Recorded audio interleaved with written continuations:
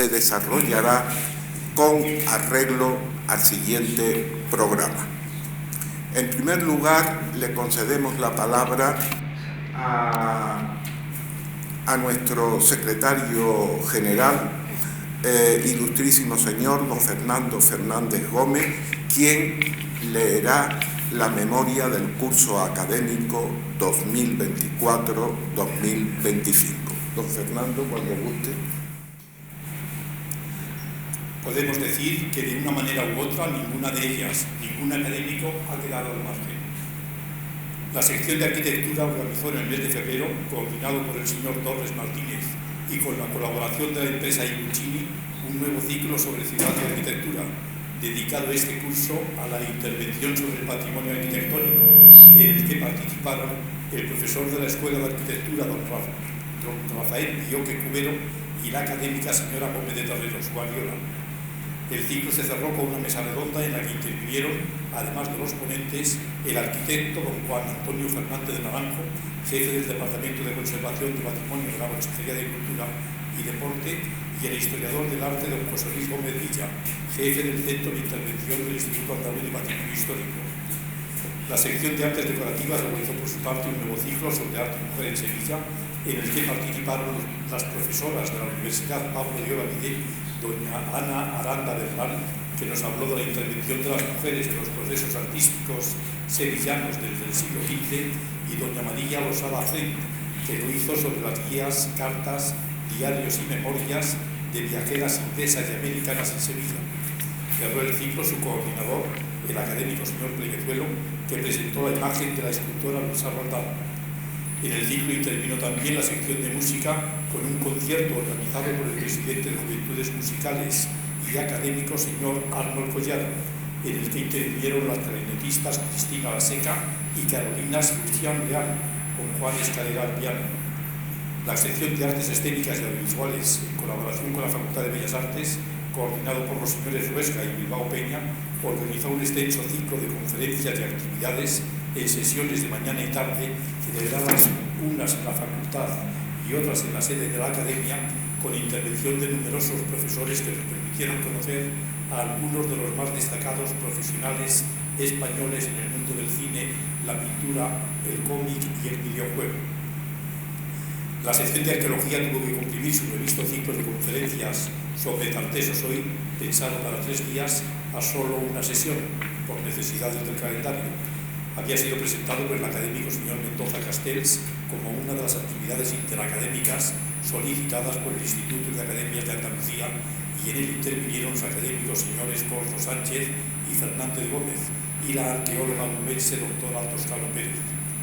La académica señora Nieto Caldeiro coordinó por su parte, en colaboración con la Asociación de Amigos de los Jardines de Sevilla, un ciclo sobre la figura del pintor y jardinero sevillano Javier de Pintuise, en el 150 aniversario de su nacimiento, bajo el título del paisaje pintado al jardín construido, en el que junto a ella tomaron parte el también académico señor Fernández de la Comba y el profesor de la Escuela de Arquitectura, doctor Tejedor Cabrera, que había dedicado su tesis al estudio de los jardines históricos de Andalucía, y el académico señor López Gutiérrez, en colaboración con el Centro de Estudios e Investigación de la Religiosidad Andaluza de la Universidad Pablo de Olavide, coordinó un ciclo sobre historia y patrimonio documental de las cofradías de Sevilla, en el que colaboraron los profesores don José María Miura, que nos habló de cofradías, hermandades y órdenes mendicantes en Sevilla en el tránsito a la modernidad, y doña Silvia María Pérez González, que trató de cofradías y sociedad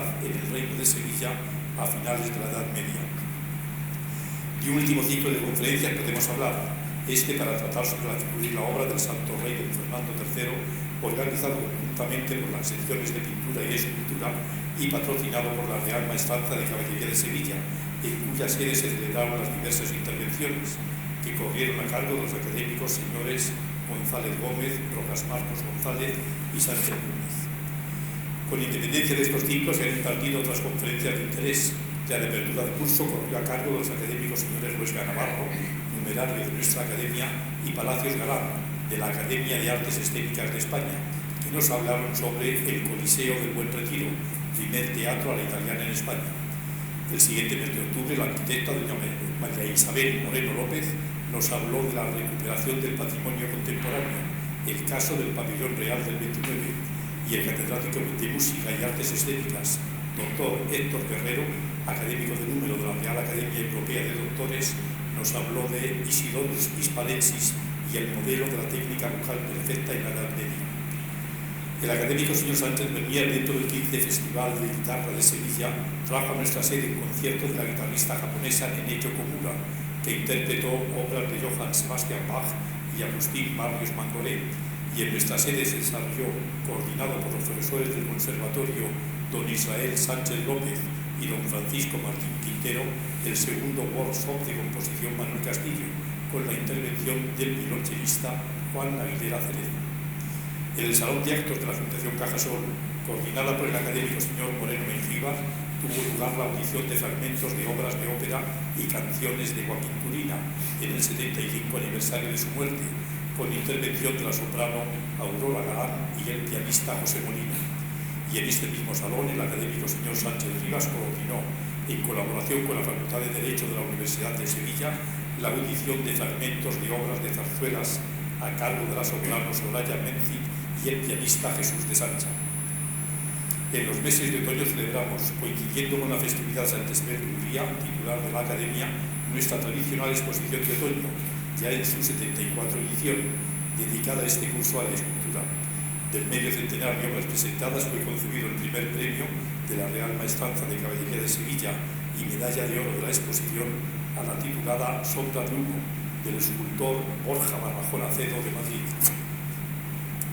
En nuestra sala de exposiciones temporales tuvo lugar asimismo un homenaje al fundidor Francisco Ruiz Marcelo, con obras en bronce de todos los académicos de la sección de escultura, señores Santos Calero, Fuentes del Olmo, García Rodríguez, Miñarro López y Gilarevalo, para todos los cuales había trabajado el fundidor recientemente fallecido y al que a finales del curso pasado habíamos dedicado ya una mesa redonda. Un homenaje dedicamos también el pasado mes de junio a nuestro compañero don Juan Cordero Ruiz, al cumplirse los 40 años de su ingreso en la Academia, con intervenciones de los académicos señores Torres Martínez, Arquillo Torres, Sánchez Arcenegui y Bilbao Peña. En nuestra sede ha tenido lugar asimismo la presentación de dos libros de gran interés, uno titulado Memorias de un arquitecto, que recoge las actuaciones, artículos, conferencias y restauraciones del académico numerario don Fernando Mendoza Castells, y otro original de Manuel Galán Cruz, con un completo aporte documental sobre las ermitas de Nuestra Señora del Rocío, que informa sobre el origen y evolución de esas ermitas. Nos han seguido preocupando, por otra parte, los problemas relacionados con el patrimonio artístico de la ciudad y su entorno, e incluso de toda Andalucía, pues presentamos alegaciones al anteproyecto de ley de patrimonio cultural de Andalucía, preparado por la Consejería de Cultura y Deporte, y ciñéndonos a problemas de nuestra ciudad, hemos manifestado nuestra preocupación por el estado de distintos edificios y ambientes emblemáticos, por el estado del Teatro Lope de Vega y otros pabellones de la exposición de 1929, que deberían ser restaurados con vistas a la celebración del primer centenario de la exposición, y hemos pedido el traslado de los organismos civiles y militares que ocupan los edificios de la Plaza de España para que tengan un exclusivo uso cultural, lo mismo que las oficinas municipales de la Torre de la Plata, procediendo al ajardinamiento y apertura al público del antiguo corral de las herrerías con los lienzos de muralla negros. Hemos pedido asimismo, adhiriéndonos a una iniciativa del académico señor García Tapial, que se declare en ciudad histórica las instalaciones de la Cartuja 1992, evitando, como se pretende, que se levanten edificios en los terrenos del antiguo Canal de los Descubrimientos, que conectó en su momento el lago de España con el Guadalquivir y actualmente cegado. Hemos pedido también al Ayuntamiento que acometa la restauración y consolidación de la capilla de San Lázaro y la Torre de los Gausines, en un estado que pudiéramos considerar crítico, y que trate de recuperar las pinturas murales que decoraron algunos ámbitos del edificio de la Plaza Nueva, así como el jardín de la casa en la que viviera la escritora Fernán Caballero y posteriormente el pintor García Ramos. Y hemos vuelto a insistir porque se remedie el estado de abandono de las tumbas de algunos sevillanos ilustres, en este caso por el panteón del arquitecto don José Espiau, recordando también la de otro de los insignes arquitectos creadores de la Sevilla de 1929, don Juan Talavera y Heredia, ambos olvidados en nuestro cementerio de San Fernando. A la Consejería de Cultura y Deporte pedimos en su momento que aprobara la ampliación del Museo de Bellas Artes con la adecuación del inmediato Palacio de Monsalves y la antigua Biblioteca Pública, como finalmente se aprobó el pasado mes de julio, según el estudio de viabilidad redactado por un equipo coordinado por el arquitecto don Eduardo Mosquera, que el pasado curso lo había presentado en la Academia. A la Consejería pedimos asimismo, aunque sin éxito, visitar las obras en curso de las Atarazanas y del Museo Arqueológico, para poder emitir el juicio que nos merecían y que solo conocemos a través de la prensa. Y nos hemos preocupado, como es natural, por el estado de esta Casa de los Pinelo, que nos acoge, propiedad del Ayuntamiento y cedida a la Junta de Andalucía para sede de las Academias de Bellas Artes y de Buenas Letras, pero olvidada en cuanto a su mantenimiento por ambos organismos, lo que nos ocasiona a las dos academias graves problemas y humedades que ya afectan incluso a las casas vecinas de la calle Argote de Molina, de las que hemos recibido las quejas correspondientes. Se nos ha prometido hacer lo imposible para remediar el problema, pero sigue sin resolverse a pesar de las propuestas de actuaciones para la rehabilitación de la casa presentadas por los académicos señores Torres Martínez y Cabeza Méndez, siguiendo las instrucciones de la Consejería de Universidad, Investigación e Innovación. Para tratar sobre esas actuaciones se nos convocó por la Consejería a una reunión el pasado mes de agosto, pero fue necesario posponerla hasta este mes de septiembre. Tampoco nos han faltado los problemas de funcionamiento interno, provocados fundamentalmente por la falta de medios para atender las necesidades básicas de la Academia y por el incomprensible retraso con que se reciben las subvenciones que se nos conceden, pues nuestros ingresos son actualmente menores en términos relativos que hace 40 años. En nuestra nómina de académicos numerarios hemos tenido que lamentar este curso el fallecimiento de dos de sus más ilustres y antiguos miembros, el profesor de nuestra universidad, don Emilio Gómez Piñol, y el de nuestro Conservatorio Superior de Música, don Ignacio Otero Nieto, que trabajaban para la Academia desde hacía casi 40 años, pues ambos habían leído casualmente sus discursos de ingreso en 1986 y ambos habían formado parte de su junta de gobierno durante muchos años, uno como censor y responsable de sus publicaciones y otro como encargado de su biblioteca. Al profesor Gómez Piñol se le dedicó en su momento un sentido homenaje. Al profesor Otero Nieto le dedicará otro la sección de música en el curso que hoy empieza. Descansen en paz los dos queridos y admirados compañeros. Para sustituirlos se celebró el pasado mes de junio un pleno electoral en el que resultaron elegidos la profesora de Historia del Arte de la Universidad Pablo de Olavide, doña María del Valle Gómez de Terreros Guardiola, y el pianista don Óscar Martín Castro. En ese mismo pleno electoral fue nombrado académico de honor del arquitecto don Víctor Pérez Escolano y académicos correspondientes la actual directora del Archivo de Indias, doña María Esther Cruces Blanco en Málaga y doña Blanca Bermúdez de Castro en Madrid. A todos ellos les deseamos una larga y fecunda vida académica.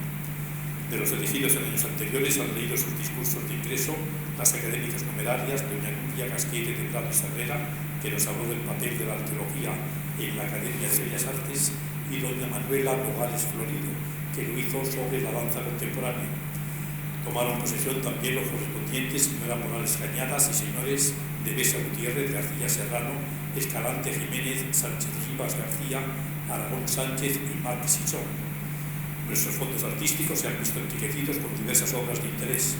Don Antonio y doña María Dolores Mejías, esposa que fue de nuestro académico de honor, don Mariano Berber, entregaron dos esculturas de bronce originales de nuestro compañero Sebastián Santos Calero, representando una al torero Curro Romero y otra a la bailadora Manuela Méndez, la Chati, maquetas que son de las esculturas de tamaño natural que se alzan respectivamente junto a la Plaza de Toros de Sevilla y en la Plaza Madre de Dios de Jerez. Ofrecieron asimismo dos retratos romanos de mármol, uno original con la representación del emperador Augusto Laureado y el otro una versión moderna de un posible Adriano. Todas ellas pueden contemplarse en nuestras salas de exposiciones. La académica doña María Esther Guzmán ha donado por su parte una colección de piezas de arte oriental que fue propiedad de sus suegros, don Manuel Delgado y doña Garden Llopart, y el académico señor Íñigo Tobando tres obras en pastel con los retratos del escritor y periodista y miembro de la Real Maestranza de Caballería y de la Academia de Buenas Letras, don José Sánchez Arjona, su esposa, doña Concepción de Blasco, y el hijo de ambos, don Clemente, que han quedado expuestos en nuestra biblioteca. Y como en ocasiones anteriores, el Corte Inglés ha dejado en la Academia el premio de la exposición de otoño que patrocina cada año y y que este curso se le había concedido al escultor don Ángel López Pérez de Granada por su obra Estudio Emocional Básico. Se ha integrado también en nuestra colección el cuadro del señor Bilbao Peña titulado Torre Sevilla en Construcción, como recuerdo de su ingreso en la corporación como académico numerario. Y como recuerdo de su permanencia en ella, la familia de don Antonio Ramira ha entregado las esculturas Madre con Niño y Mujer saliendo del baño.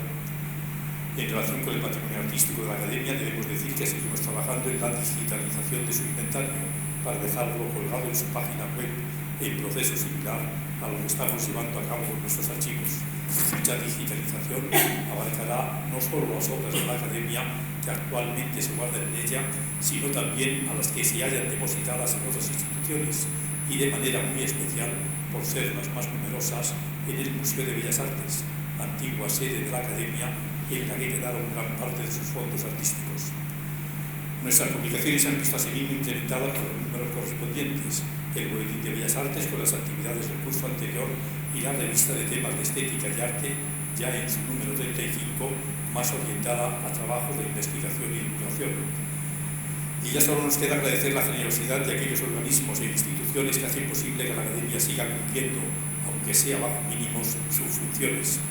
A la Real Maestranza de Caballería de Sevilla, que concede el primer premio de la exposición de otoño, subvenciona la publicación de nuestra revista y patrocina uno de los ciclos de conferencias a la Consejería de Economía, Hacienda y Fondos Europeos de la Junta de Andalucía, que se hace cargo de parte de nuestros gastos corrientes, al excelentísimo Ayuntamiento, que a través del ICAS patrocina la mayor parte de nuestras actividades culturales, y a la Fundación Cajasol, que se hace cargo de la exposición de otoño, la publicación de nuestro boletín y la celebración en nuestra sede de algunas conferencias, y en su salón de actos de algunos conciertos organizados por nuestra sección de música. Nuestro agradecimiento asimismo a todos los patrocinadores de los premios de la exposición de otoño, la Real Maestranza de Caballería, los señores marqueses de Méritos, el señor Duque de Alba, los señores don Alfonso y doña Alejandra de León, el Real Círculo de Labradores y el Corte Inglés de Aragón. También a la empresa Ibuchini, que colaboró en el desarrollo del ciclo de arquitectura. Este año debemos agradecer además de manera especial su benevolencia al Cabildo Alfonso X el Santo, que concedió a nuestra Academia el premio que lleva su nombre, el cual nos fue entregado a principios de curso en solemne ceremonia celebrada en Alcázar. Es sin duda motivo de alegría para todos que se reconozca de algún modo el trabajo que, sin que por lo general trascienda a los medios, realiza la Academia. Para todos ellos nuestra gratitud y el de toda la corporación académica. Y para todos ustedes nuestro agradecimiento por su atención. Muchas gracias. Señor presidente, excelentísimas autoridades, ilustrísimos señores académicos, señoras y señores. Es para mí un honor abrir el curso académico con esta conferencia compartida con mi compañero don Juan Ruesga sobre una singularidad que se da en la familia de los Fortuny.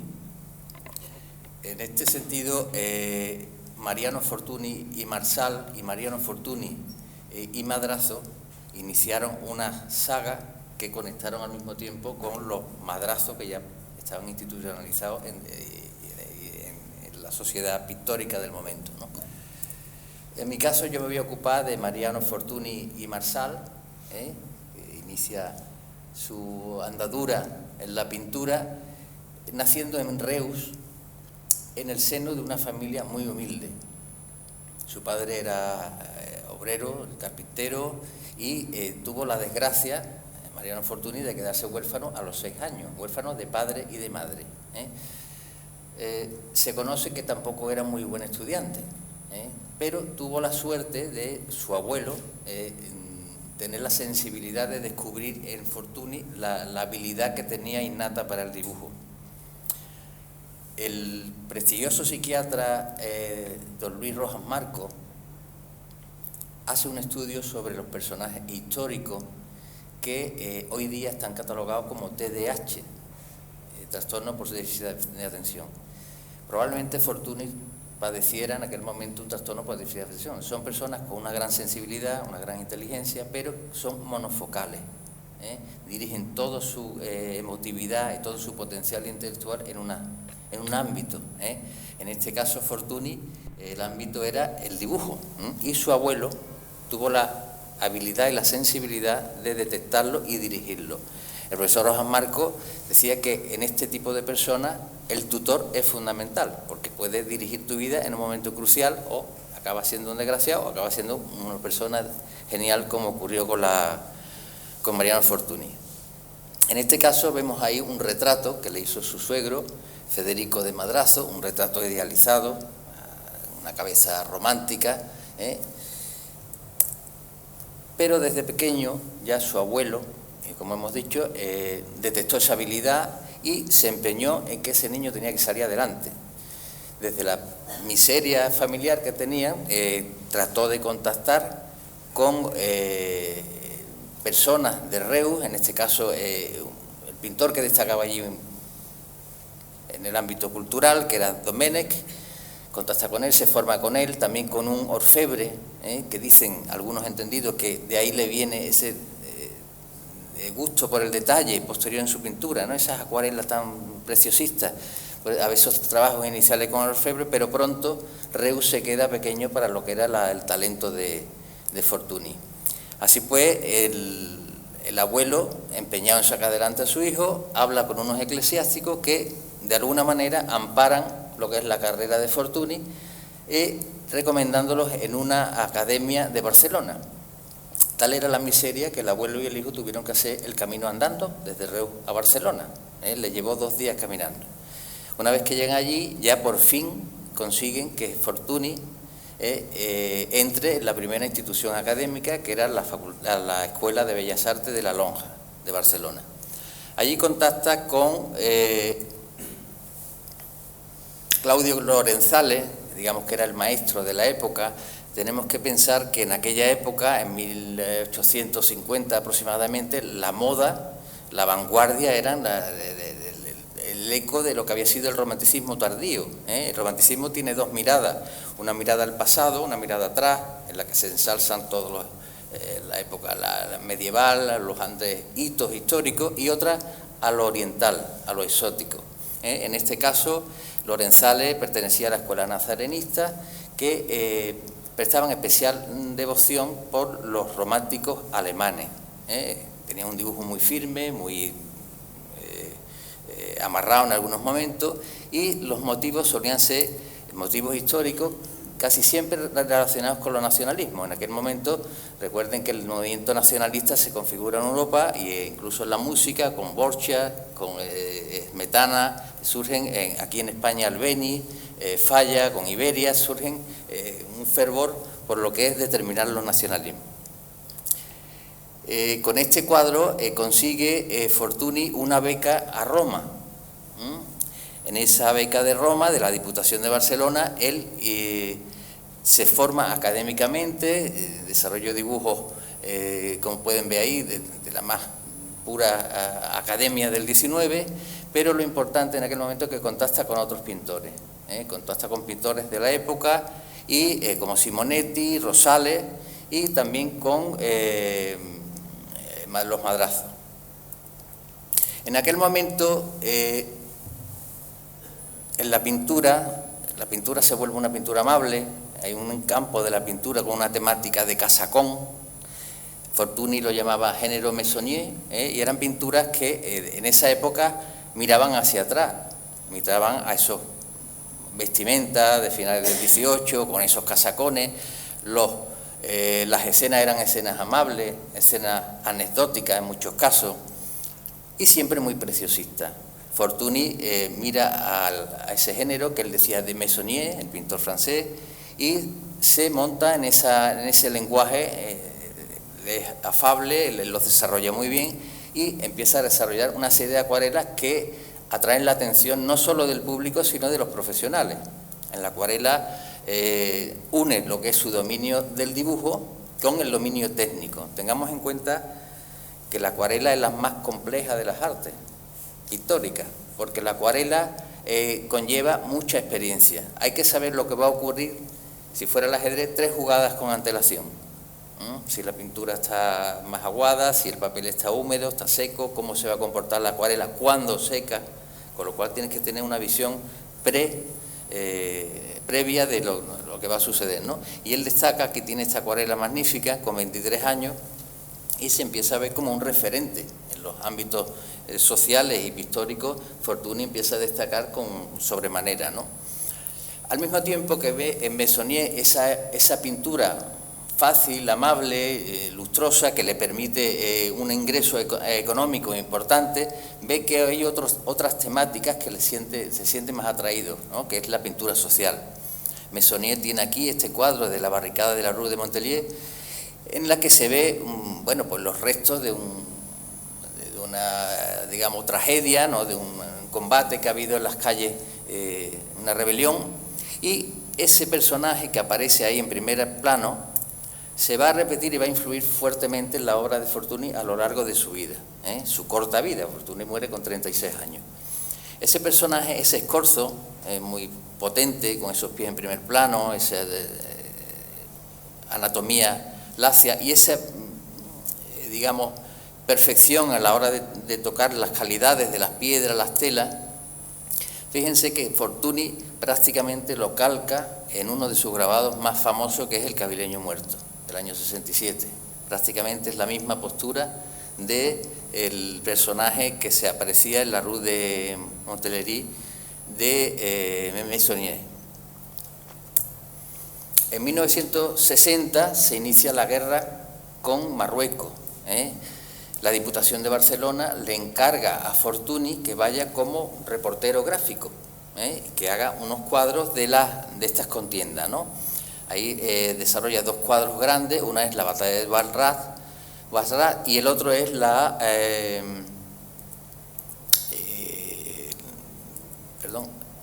de Tetuán.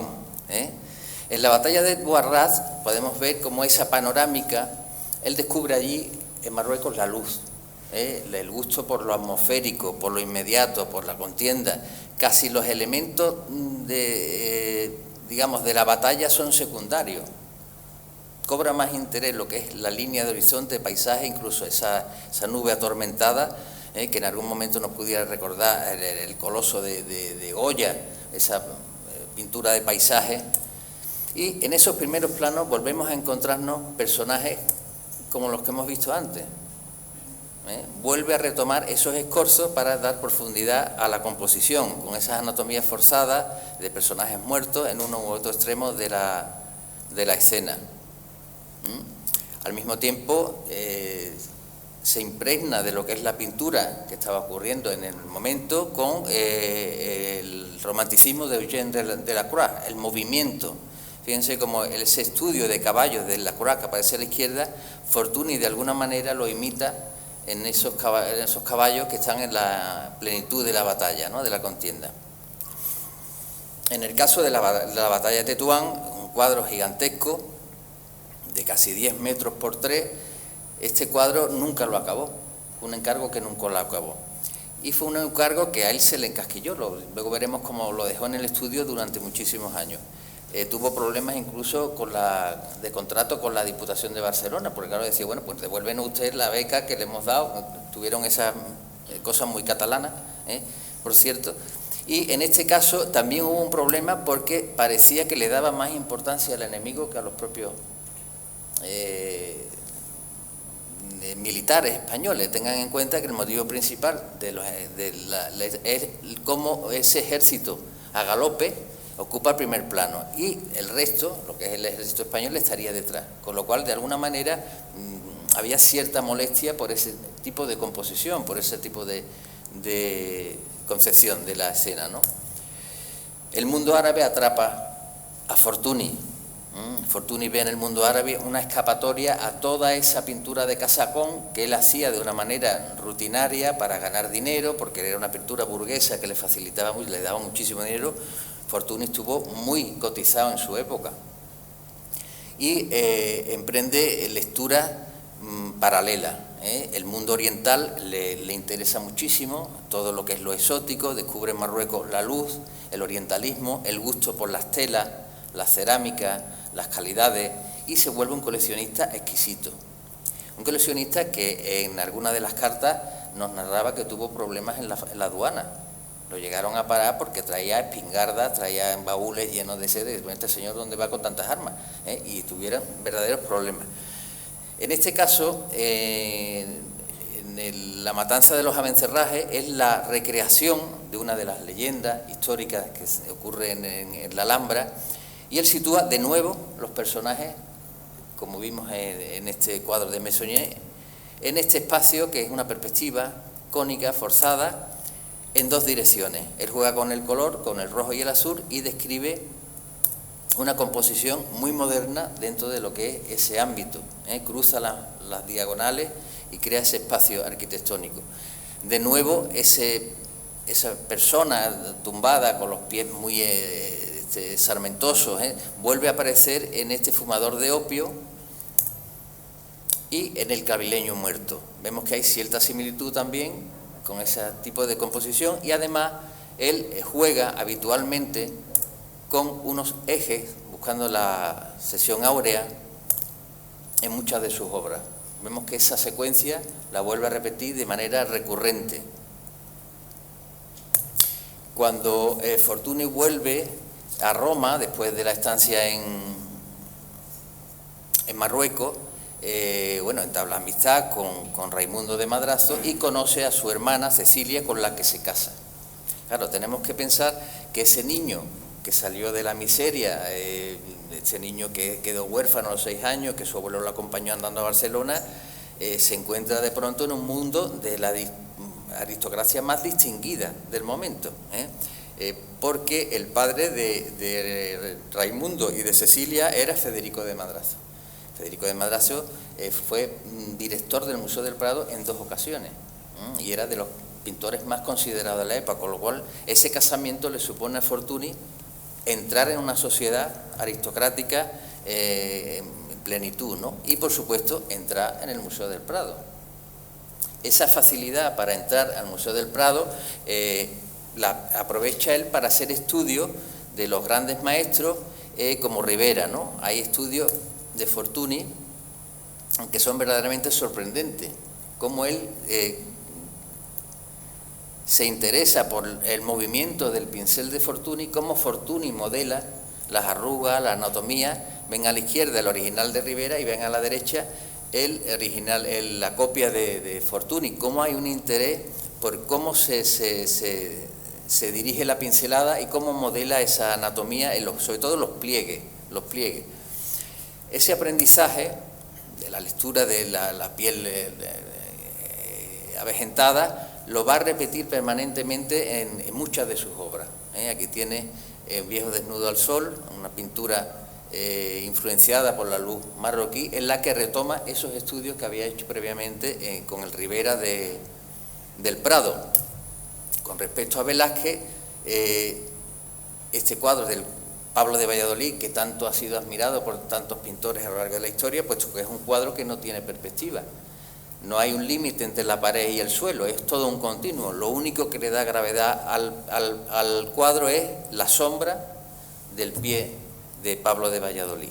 En ese sentido, Fortuny plantea también un solo personaje sobre un escenario. En este escenario sería el blanco de la pared encalada de Marruecos y el suelo también en esas tonalidades, ¿no? Cosa que también hizo Manet con esa interpretación del pífano, también muy influenciado por el cuadro de Velázquez. El cuadro más famoso de Fortuny, y el que le supuso, fue el cuadro más caro de la época, vendido por un pintor en vida. Fue un cuadro que pagaron una verdadera fortuna por él, y fue lo que lo consagró.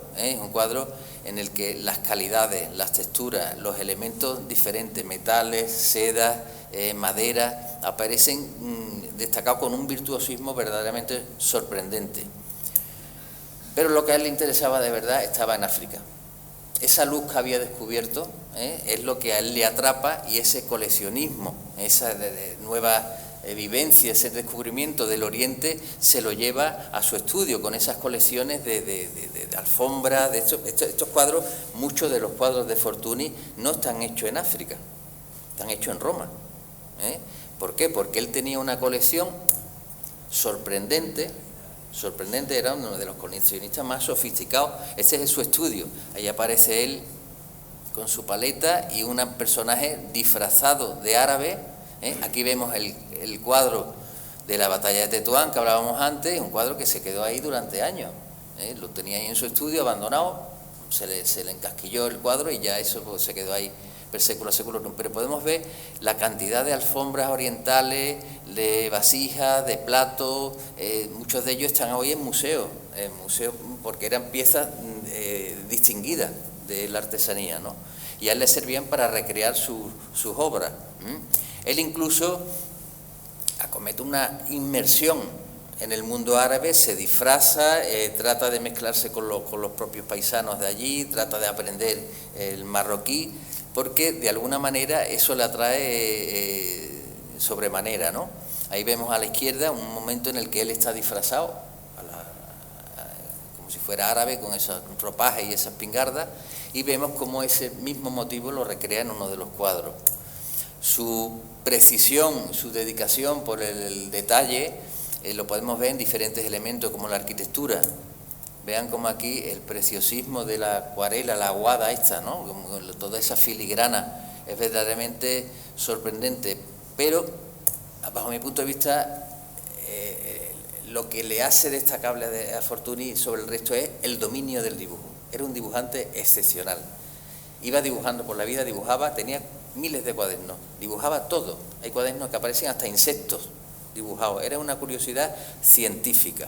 Una curiosidad científica que le analizaba desde el movimiento de una abeja hasta la posición de las patas de un camello, y con esos estudios desarrolla después esta acuarela, que es una de las más famosas suyas, que está en el Metropolitan de Nueva York, en la que fíjense que la luz es una luz muy africana, el personaje humano aparece de espalda, de manera que le deja el protagonismo a los camellos. Todo lo que es el protagonismo es el estudio del camello. Tienen en primer plano esa manada de camellos y sorprendentemente se ve cómo el dibujo y la acuarela es muy suelta. Ahí tienen a la izquierda arrepentimientos y planteamientos que surgen a una velocidad endiablada, como él va corrigiendo y va montando elementos uno sobre otro. Con lo cual la soltura, la habilidad que tenía Fortuny queda ahí muy bien plasmada. Su modernidad es otro de los factores destacables. Fortuny aborda encuadres casi cinematográficos.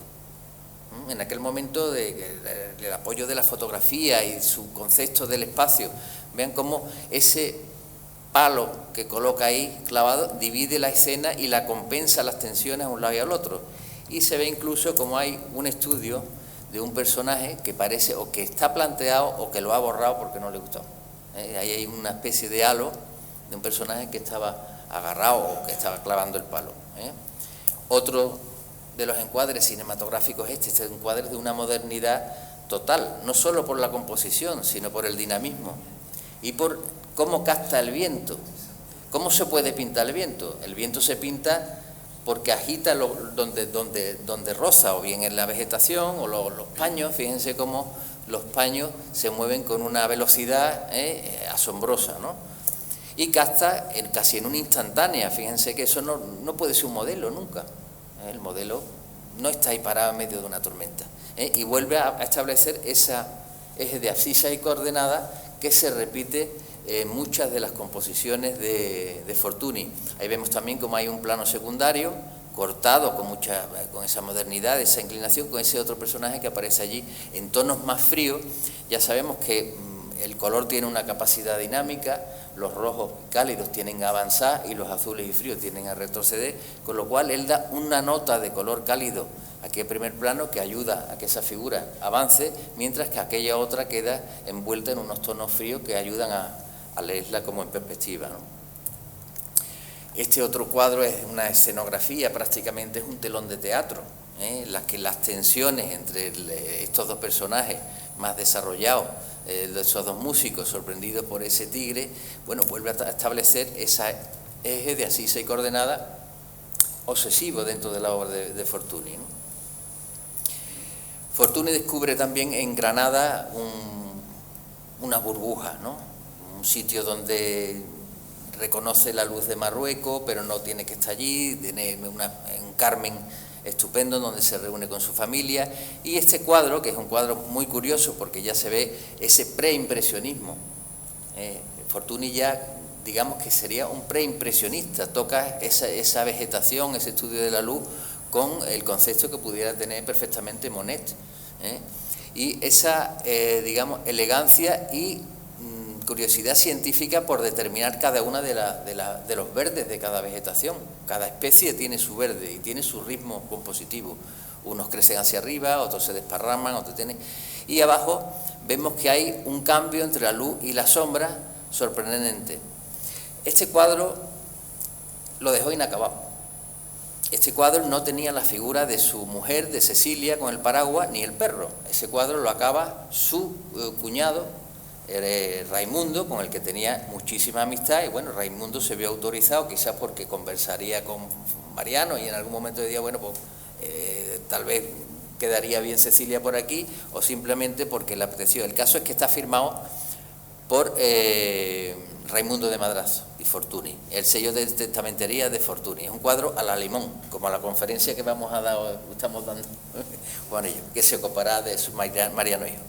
Aquí lo importante es el estudio lumínico, el cambio de luz a la sombra, y si le recuerdan algo, esas piedras al cuadro que vimos primero de Meissonier.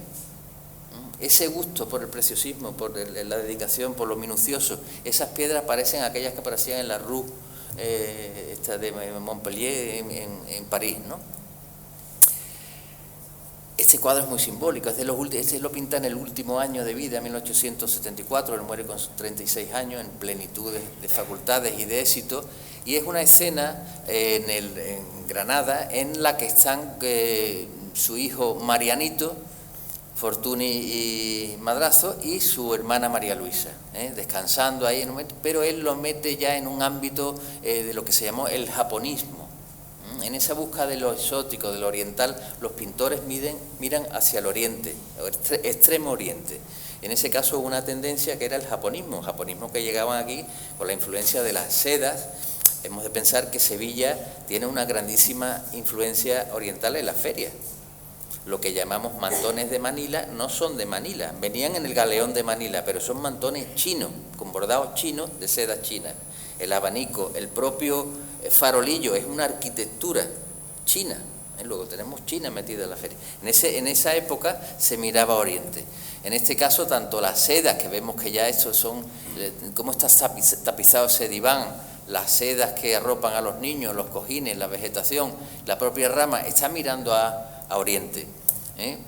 Ahí vemos cómo plantea ese elemento vegetal que también Van Gogh lo toca en sus almendros, ellos miran a Oriente, Van Gogh también miraba, o Whistler, claramente, de una manera descarada, Whistler directamente plantea ese modelo con un kimono, ¿no? Ese japonismo inundó también la Europa del momento, con lo cual Marianito, que después Juan nos ampliará información, ya se cría en un seno aristocrático, en una familia superculta de los Madrazo, Fortuny, y en un éxito económico en el que estaba rodeado de telas, de seda y de los mejores cuadros y elementos de cultura, ¿no? Ya en Portici, el último verano de vida, Fortuny se quiere alejar de lo comercial. De alguna manera él se ve atormentado porque le siguen demandando esa pintura preciosista de casacón, de venta fácil, de la sacristía, y él lo que le interesa ya es otros lenguajes. Él quiere investigar otras composiciones, otros mundos.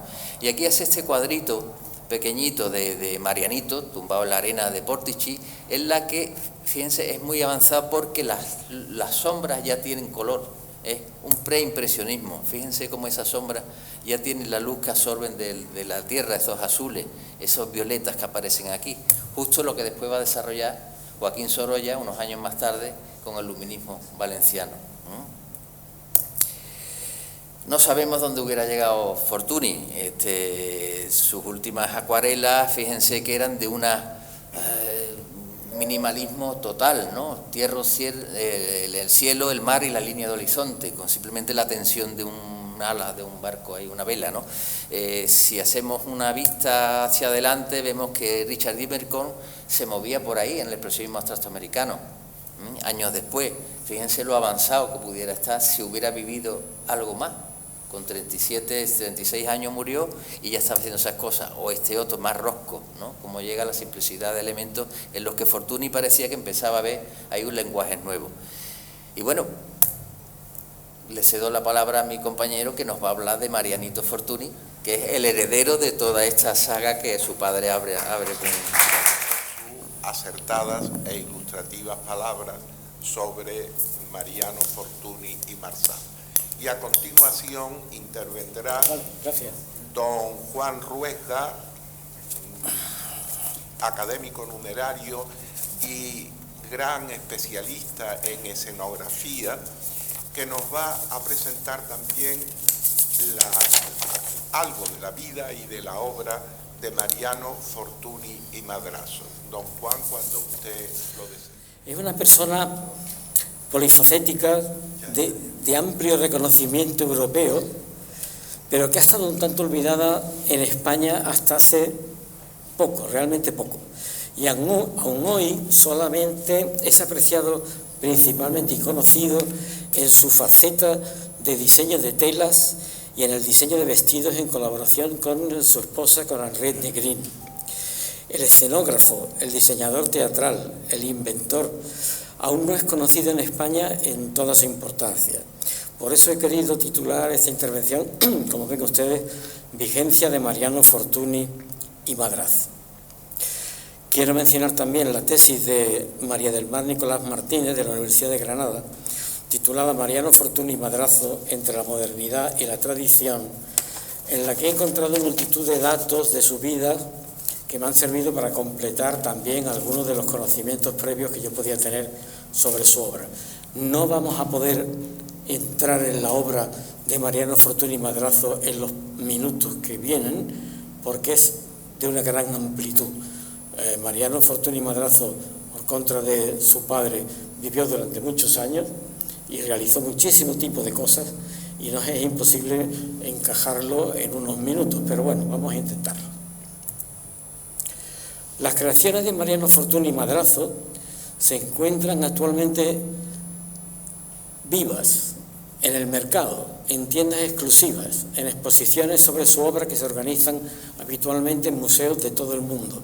Ahí pueden ver lámparas de cuelgue, lámparas indirectas, vestidos, lámparas de seda, lámparas de cerámica, etcétera, que en este momento se están vendiendo, se siguen vendiendo en el mundo entero, en tiendas, lógicamente, muy localizadas. Perfectamente, gracias, Carlos. Con respecto a las exposiciones, no dejan de celebrarse exposiciones una y otra vez. Por ejemplo, en los últimos años han destacado, aparte de otras, en el año 22 en el Centro Cultural de la Caja de Granada se ha hecho una exposición muy importante, Mariano Fortuny y Madrazo, de Granada a Venecia.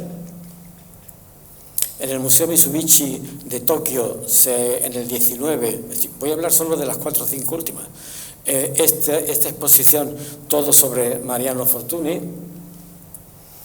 En el 19, en el Museo Fortuny de Venecia, esta exposición Fortuny, una historia de familia, que nos ha servido como inspiración para el título de la conferencia conjunta.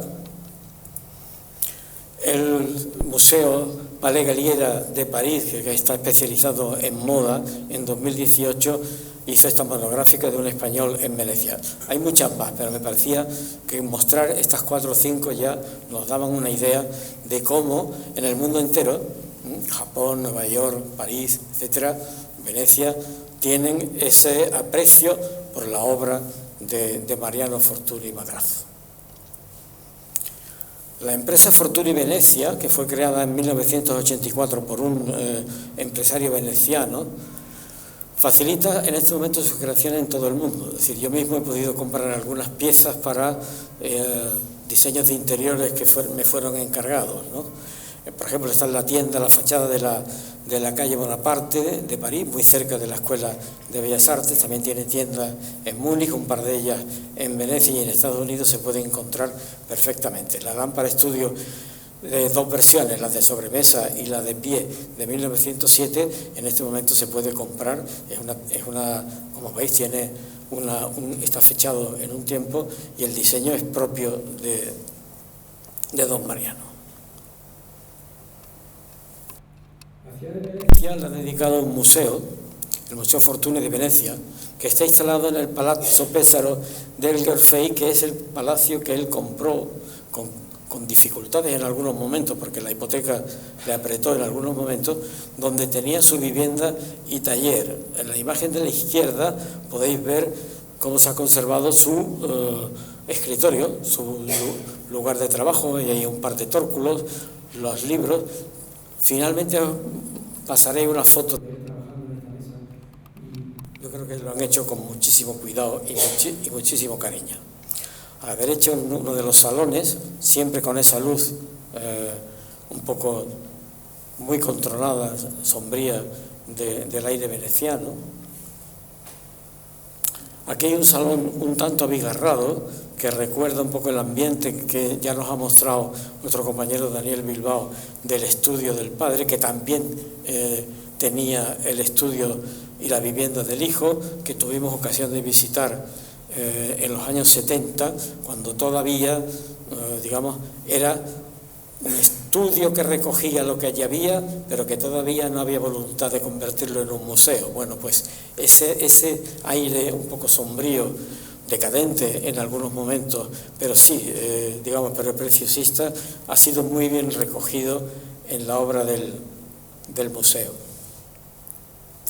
A la muerte de Mariano Fortuny Madrazo, de 1949, su esposa Henriette Green quiso donar el palacio con todo su contenido al Estado español, que no lo aceptó.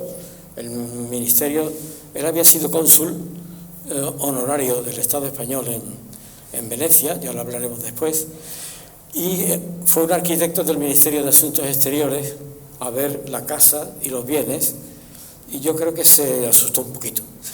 Se asustó un poquito, no sé si porque no sabía muy bien lo que estaba viendo o por si sabía lo que estaba viendo y lo que costaría arreglar aquello, pero en cuyo caso el Estado español no lo aceptó.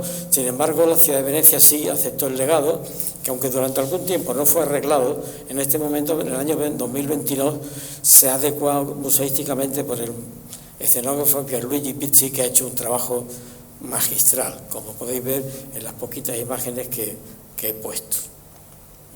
Y que desde luego invita a irse para Venecia, por lo menos echarle un rato a la casa. Los Fortuny Madrazo, el retrato de familia, es esta imagen. He encontrado esta imagen que me llamó muchísimo la atención, pero que viendo la tesis de nuestra compañera he entendido bien. Es decir, cómo la unión de las dos familias Madrazo, con todo su abolengo e importancia, que era prácticamente un lobby cultural en la España de su momento, ¿no?, con el talento de Mariano Fortuny y, la viveza con la que la sociedad demandaba también la obra de muchos de ellos, de Raimundo, de Mariano, etcétera. Bueno, hicieron una especie de piña que, si veis la biografía, si estudiáis la biografía, os dais cuenta que allí donde iban ellos, iban todos. Es decir, que cuando Fortuny se traslada a Roma, pocos años antes de morir, y en esos paisajes de playa que hemos visto del retrato de Marianito Niño, en ese chalet de la playa de la Costa Amalfitana, ahí van todos, todo el grupo los visita, después se van a París, todo el grupo se va a París, etcétera, ¿no? Cuando muere Mariano hay un problema de familia importante, Mariano Fortuny padre, porque don Federico de Madrazo se ha vuelto a casar. Entonces el retorno a Madrid no es viable, no es viable entrar en la casa donde hay una nueva señora. Entonces toda la familia se traslada, algunos de los hermanos de Cecilia Madrazo ya vivían en París, se trasladan a París y la señora Cecilia Madrazo, siguiendo un poco el hilo de su categoría social y económica, compra un palacete en Campos Elíseos donde se instalan y empiezan a desarrollar allí una serie de años, que es donde se educa en su infancia nuestro personaje Mariano. Bueno, una breve panorámica de Mariano Fortuny Madrazo. Nacido en Granada en 1871, trasladado a Roma rápidamente con 3 años, después a París con 7, Venecia, muere en Venecia en 1949. ¿Qué persona puede ser hijo, nieto y sobrino de grandes artistas, pasar su infancia y adolescencia, nacer en Granada, vivir en Roma, vivir en París en su infancia y pasar su juventud en Venecia y no ser nadie? Es imposible, ¿no? Prácticamente, pero este hombre aprovechó en ese momento muy bien sus opciones.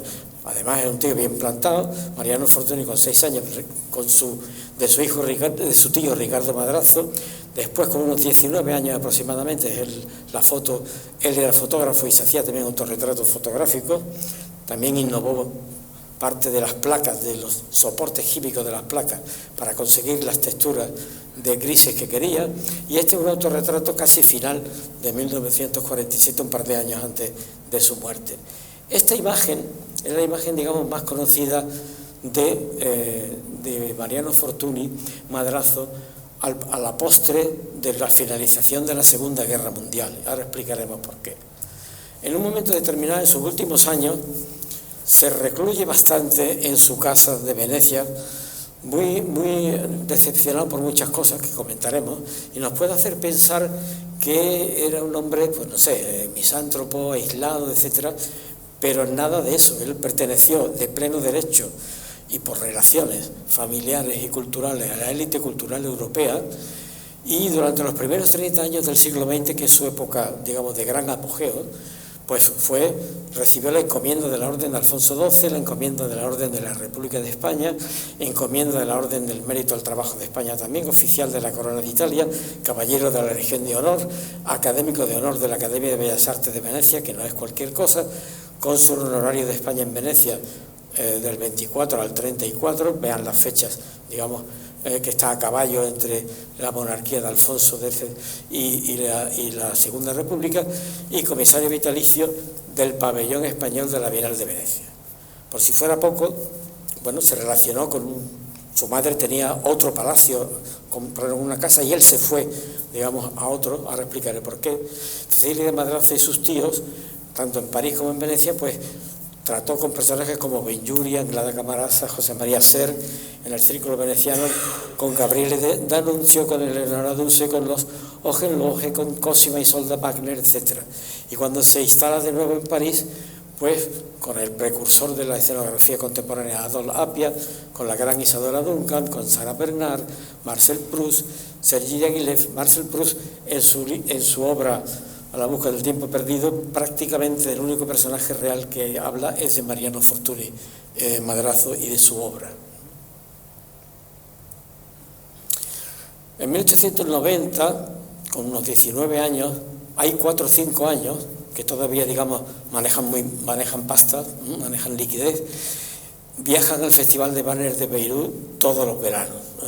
Como el escenógrafo Appia, que esta foto de la izquierda lo podéis ver, digamos, sufre una auténtica epifanía con las óperas de Wagner. Y los dos, Fortuny y Appia. Appia salta hacia el futuro y Fortuny lo ve desde otro punto de vista. Esa frase que tengo en ocre, Wagner, dice Fortuny, abre una ventana a la luz y permite ver el horizonte.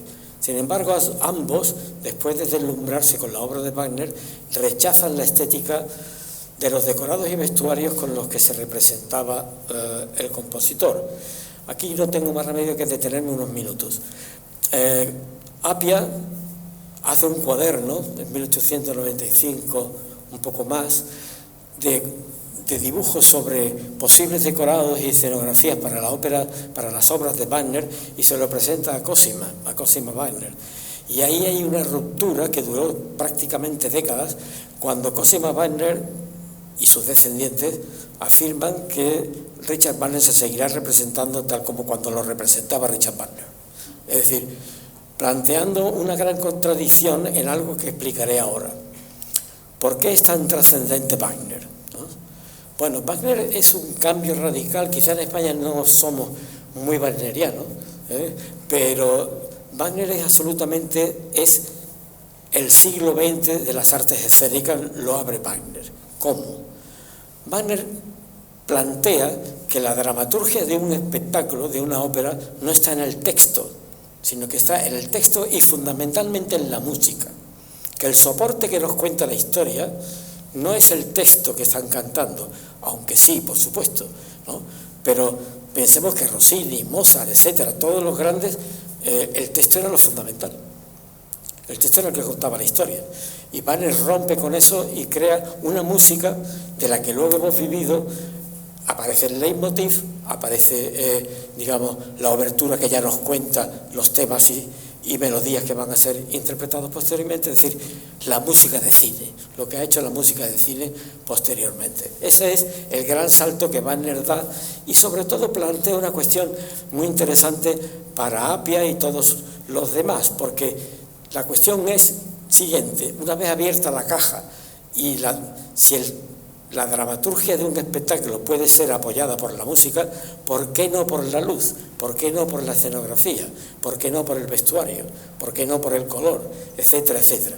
Eso es lo que hemos hecho durante el siglo XX y seguimos haciendo durante el siglo XXI con las artes escénicas. Lo que Wagner entendió, aunque no lo aplicara al 100%. En 1914 es una época en la que Mariano Fortuny, digamos, revienta su imaginación, ¿no? Es decir, ahí en 1900, aquí vienen un poco las relaciones que manejaba la familia. Bueno, pues conoce a Giuseppe Giacosa, que no es nada más y nada menos que el libretista de Puccini, ¿no? De Tosca, de la Bohème, de Madame Butterfly, etcétera.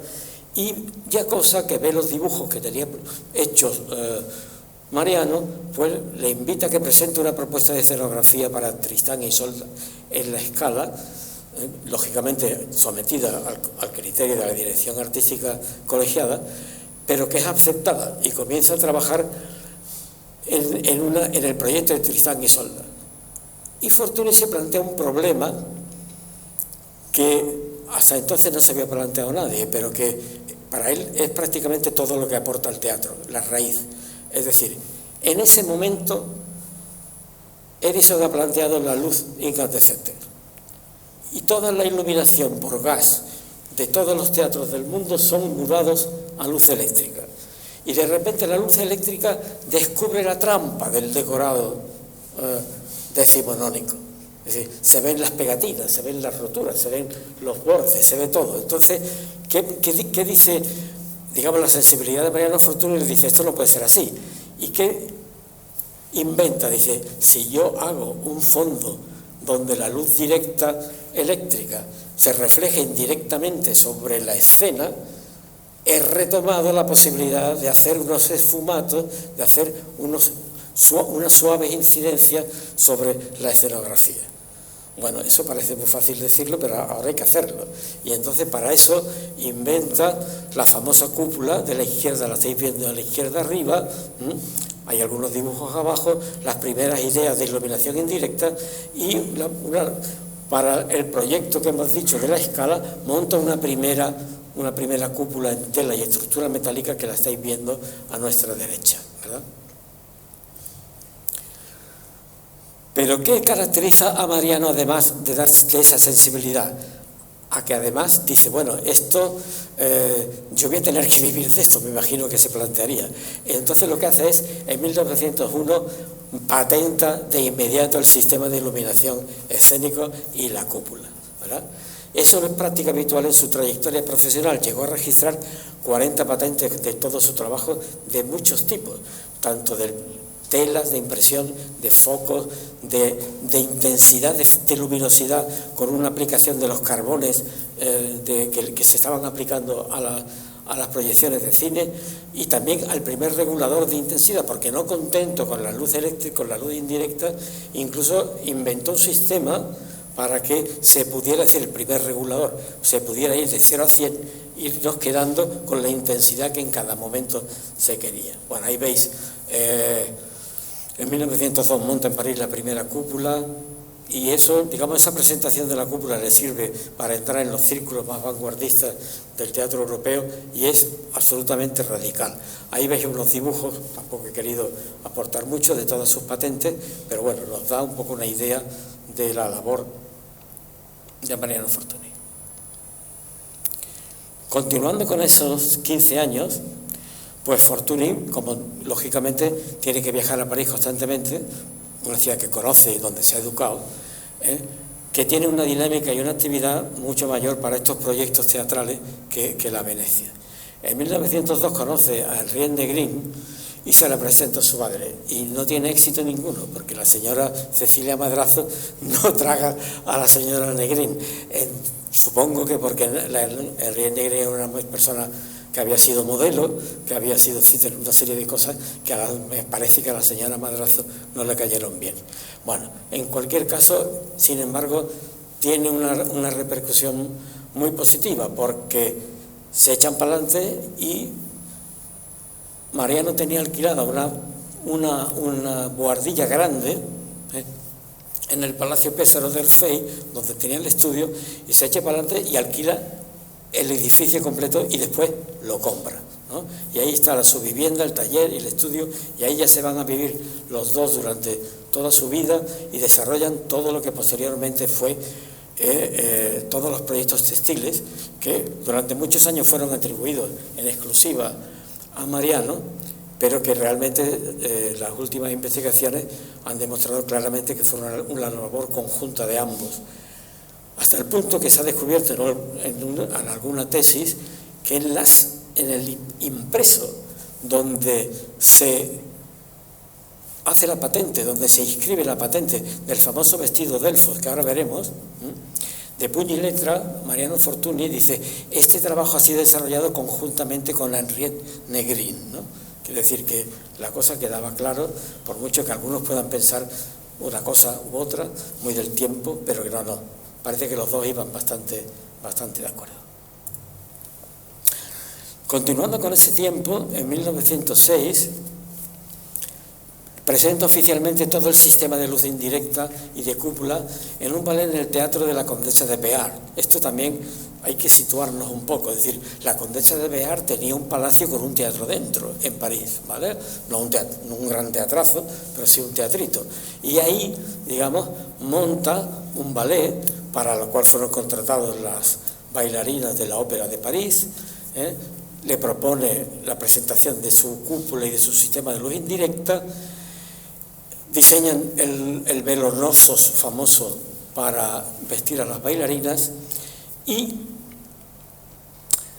la condesa invita al embajador de Alemania y al delegado de la empresa AEG de llamarles la atención sobre las posibilidades que tenía el sistema de Fortuny, que efectivamente es contratado por los alemanes y lo instalan en multitud de teatros posteriormente. Luego, con más o menos fortuna, pero bueno, digamos, realmente de esa reunión, de esa representación, sale una serie de contratos que realmente hacen que en los próximos siguientes años son los años de mayor esplendor profesional y económico de Mariano y también de Henriette. En 1906, llega un acuerdo con AEG, constituyen una sociedad anónima comercial y empiezan a instalar numerosas cúmulas en teatros alemanes. Pero bueno, la historia, digamos, una vez más, el socio industrial, ¿no?, se come al socio artístico, y la AEG se comió a Fortuny, y Fortuny hubo un momento que dijo: mira, ahí os quedáis, yo me voy para Venecia otra vez.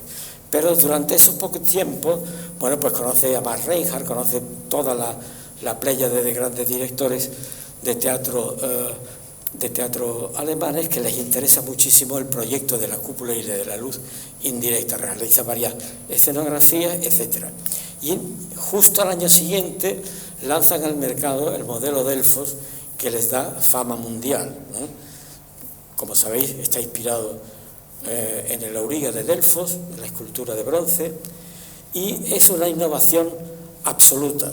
donde el trabajo de ambos yo creo que queda cuadrado para la historia, porque no solo lo pergeñan, no solo lo inventan, sino que crean la máquina para poder hacer el plisado, es decir, ese plisado que posteriormente se ha hecho con microfibra en los años 70 en Japón, etcétera, pues esto con seda natural, hay una patente en la máquina para poderlo hacer. Y a la izquierda os presento, por si alguno no lo sabe, que este vestido se vendía enrollado como la microfibra, ¿no?, posteriormente japonesa, es decir, se vendía en una caja sombrerera donde estaba el vestido.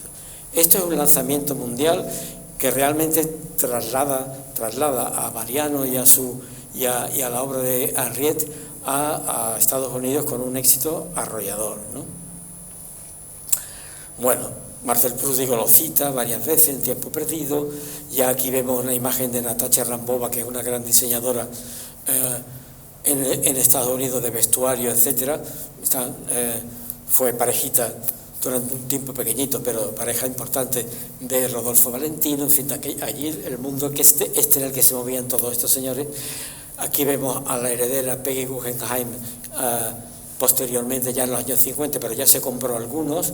Lillian Gish, la actriz. Charles Chaplin compró una colección de 20 o 30 Delfos para su esposa, etcétera, ¿no? Esto ya lanzamiento total, ¿no? Y la década, esta época termina, pues lanza las lámparas Studio 76, el modelo original, no dorado, como hemos visto en las primeras diapositivas, es este que tenemos aquí a nuestra izquierda, porque, claro, vivían de lo que hacían. Y entonces, dándole vueltas, dice, bueno, el sistema de luz indirecta no solo funciona en un escenario, también funciona en una lámpara de sobremesa, también funciona en una lámpara de pie, y como en el palacio había espacio en los soberados, ¿no?, pues realmente trabajaron. Abre una tienda primera para tantear en su palacio, expone la exposición de París de Artes Decorativas, la del 11, no la del 25, la justo antes de la Primera Guerra Mundial, y se abre tiendas en Marignán, en la Rue Marignán, y también le hacen una especie de licenciatura en Maddox Street en Londres. Y aquí es muy importante en el año 14 que la Galería Carroll, que compra sus telas y sus vestidos, se convierte en una especie de representante comercial que tiene que ver mucho con lo que va a pasar después. ¿Qué pasa después? Pues que justamente en el año 19 firma un contrato con Giancarlo Stucchi, que tenía esta fábrica que hay grandota a la derecha en la Giudecca, y Stucchi le cede el almacén pequeño donde pone el gran letrero Fortuny, donde instalan sus talleres de estampación. Estampación para lo cual inventan otra máquina, porque es una estampación en rulo, en continuo, no en tórculo, con lo cual el tema se va muy adelante. La abren en el 19 y con mala fortuna, porque no termina, claro, lógicamente estamos en el 19, la Guerra Primera Mundial le dificulta importar las sedas orientales, pero es que cuando ya aquello está empezando a remontar, Giancarlo Stucchi se arruina completamente con el crack del 29, con lo cual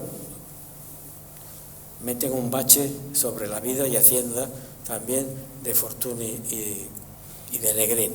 A partir de ese momento su actividad continúa con encargos profesionales puntuales, que sigue teniendo muchos, y con las ventas en Estados Unidos de sus telas y vestidos.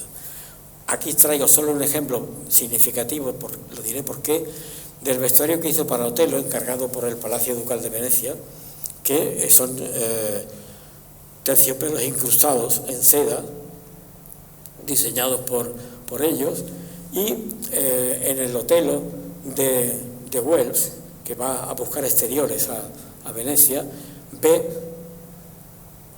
los almacenes en los que estaban estas piezas colgadas, que estaban un poco arrumbadas, porque ya había muerto el señor Fortuny, pero las adquiere durante un tiempo o las alquila, las utiliza en su famosa película Otello de Orson Welles. Mantiene, sin embargo, con todo y con eso de las dificultades económicas, tiendas en Londres, en París y en Venecia, ¿no?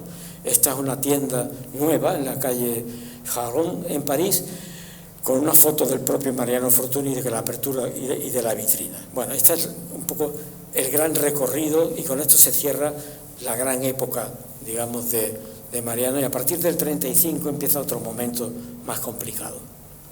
Los malos años. Los malos años, en el 35 muere Cecilia de Madrazo, su madre. Su famoso primo Coco Madrazo se suicida, que era prácticamente su confidente en París, y en 1936 muere su hermana María Luisa. La Guerra Civil Española lo trastorna bastante, no acaba de entender qué es lo que estamos haciendo los españoles entre nosotros, pero también a su vez le complica la actividad la llegada también de la Segunda Guerra Mundial, y el gobierno italiano prohíbe la importación de materias primas, y en el año 45 ya, digamos, se recluye en su casa de Venecia.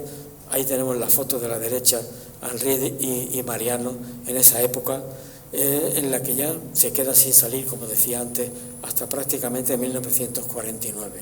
Sin embargo, Henriette mantiene el tipo, vive hasta el año 65, mantiene el tipo sobre todo en la fábrica de la Judeca, a base de la fabricación y estampación y venta de las telas estampadas.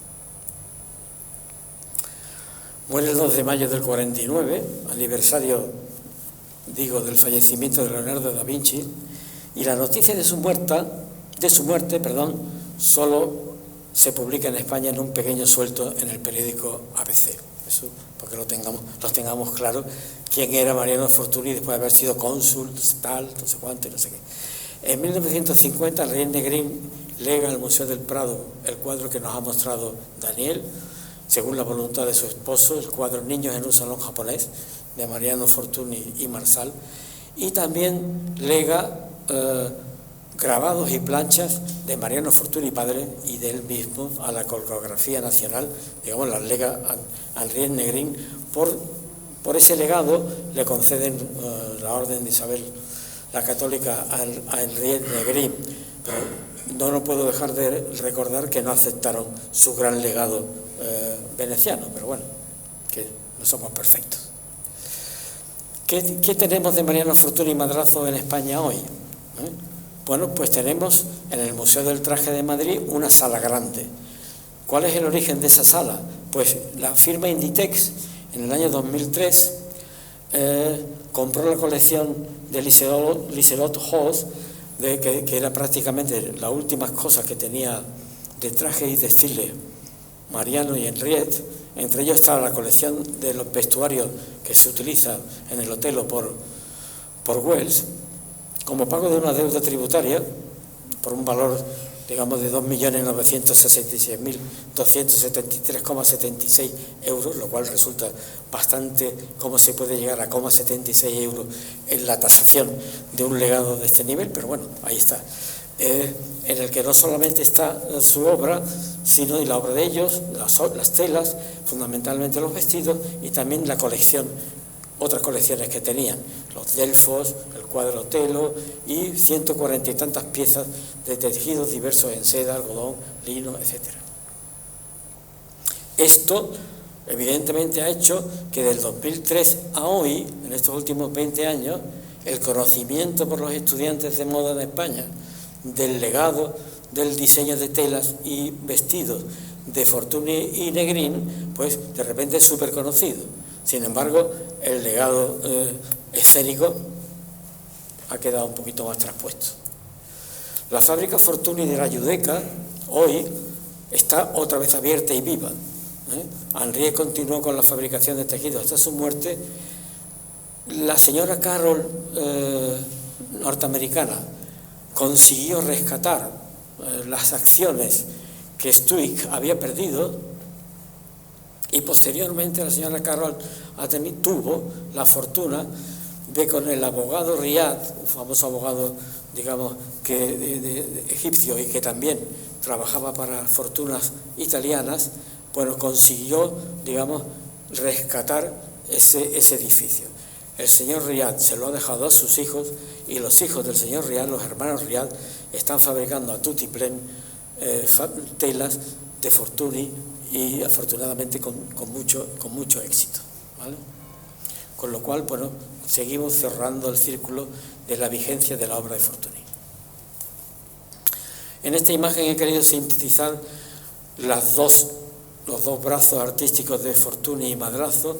Por un lado, esta magnífica imagen que no me puedo resistir, ni a la siguiente tampoco, de Julie Christie, en un reportaje todavía en lo que era el Palacio Pesaro, antes de convertirse en museo, tal como lo tenían, como decía antes, muy abigarrado y tal, con el fotógrafo de moda italiano Alfa Castaldi, que es bueno, no voy a decir ahora quién es Alfa Castaldi, y hace este reportaje sobre Julie Christie con la ropa de Fortuny y Negrin. Y a la derecha me he querido dedicar, otro día hablaremos de escenografía y cosas, pero he querido traer este plano realizado por el propio Fortuny, para que sepamos un poco de qué iba la cosa, digamos, de su cúpula situada en uno de los teatros alemanes, ¿no? Bueno, para terminar, esta imagen no me he podido resistir. Una imagen preparatoria de la anterior, de Alfa Castaldi con Julie Christie en la sesión preparatoria, ¿no? Donde vemos un poco toda la belleza clásica de escultura, cuello, torso y perfil de cabeza de la señora Christie. Y como último, bueno, es una especie de paréntesis cerrado de el niño que estaba en el salón dibujado, pintado por su padre, que nos mostraba Daniel, y Mariano Fortuny Madrazo en su mesa, con sus libros, trabajando, que afortunadamente se ha conservado en la versión escenográfica de su museo en Venecia. Muchas gracias. Agradecemos a don Juan Rueda su presentación sobre Mariano Fortuny Madrazo, y dicho esto, quiero tan solo extender una gratificación a todos los asistentes a este acto. Y dicho esto, vamos a ponernos en pie en nombre de Su Majestad el Rey, don Felipe VI, por mandato constitucional, alto patrono de todas las reales academias y academias de España, damos por inaugurado el presente curso académico 2025-2026. Se levanta la sesión. Muchas gracias.